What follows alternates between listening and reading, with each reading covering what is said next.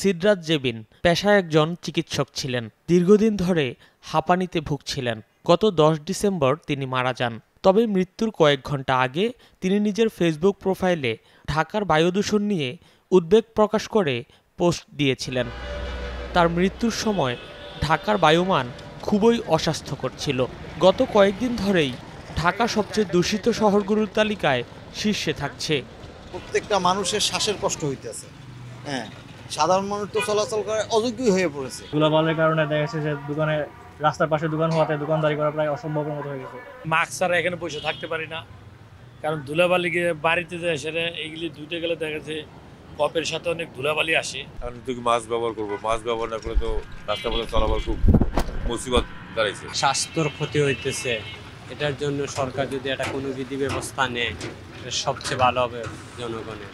AQI সূচক অনুযায়ী 151 থেকে 200 অস্বাস্থ্যকর, 201 থেকে 300 খুবই অস্বাস্থ্যকর এবং 300 এর বেশি ঝুঁকিপূর্ণ হিসেবে ধরা হয়, যা গুরুতর স্বাস্থ্য ঝুঁকি তৈরি করে। 2016 সাল থেকে 2024 সালের এই নভেম্বর পর্যন্ত 3000 দিনের পর্যবেক্ষণ করে আমরা দেখেছি ঢাকার মানুষ মাত্র 45 থেকে 50 দিন নির্মল বায়ু সেবন করতে পেরেছে।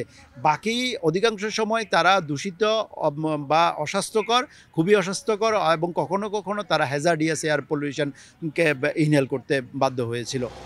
বিশেষজ্ঞরা মনে করছেন ঢাকার বায়ু দূষণের প্রধান কারণ বর্জ্য পোড়ানো, উন্নয়ন কাজ, যানবাহনের কালো ধোঁয়া, ইটভাটা সহ অন্যান্য কারণ।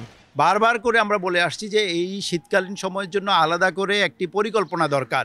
বাংলাদেশের বায়ু দূষণ যেই পরিমাণে বৃদ্ধি পেয়েছে আর পরিবেশ অধিদপ্তরের বা মন্ত্রণালয়ের যে সক্ষমতা রয়েছে, আমি কোনোভাবেই মনে করি না যে এই সক্ষমতা দিয়ে বায়ু দূষণ নিয়ন্ত্রণ করা যাবে।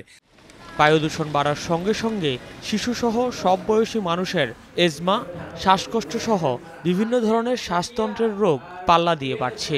হাসপাতালে বাড়ছে রোগীর সংখ্যা। এমনিতে বায়ু দূষণের ফলে স্বাস্থ্যের প্রভাব তো সারা বছরই থাকে, শীতের সময় আরও বেশি দেখা যায়। কারণ এই সময় যে বাতাসের যদি বলি যে ঘনত্ব অনেকটা দেখা যায়, যে ধুলাবালি রেখে ঘনত্বটা বেড়ে যাচ্ছে। শ্বাসের মাধ্যমে যেটা আমরা নিচ্ছি যখন বাইরে যাচ্ছি, তখন কিন্তু সেটা ফুসফুসকে একদম ক্ষতিগ্রস্ত করে তোলে। ফুসফুস থেকে সাথে সাথে যদি বলি হৃৎপিণ্ড অথবা কিডনি, ব্রেন সবটা কিন্তু ক্ষতিগ্রস্ত হচ্ছে। পরিবেশ, বন ও জলবায়ু পরিবর্তন মন্ত্রণালয় থেকে নাগরিকদের বাইরে মাস্ক পরার আহ্বান জানিয়েছে এবং সংবেদনশীল ব্যক্তিদের প্রয়োজন ছাড়া ঘরের বাইরে না যাওয়ার পরামর্শ দিয়েছে। এমন আরও ভিডিও পেতে ভিজিট করুন প্রথমআলো/ভিডিও। ফলো করুন প্রথম আলোর ফেসবুক পেজ, সাবস্ক্রাইব করুন প্রথম আলোর ইউটিউব চ্যানেল। থাকুন ভালোর সাথে, আলোর পথে।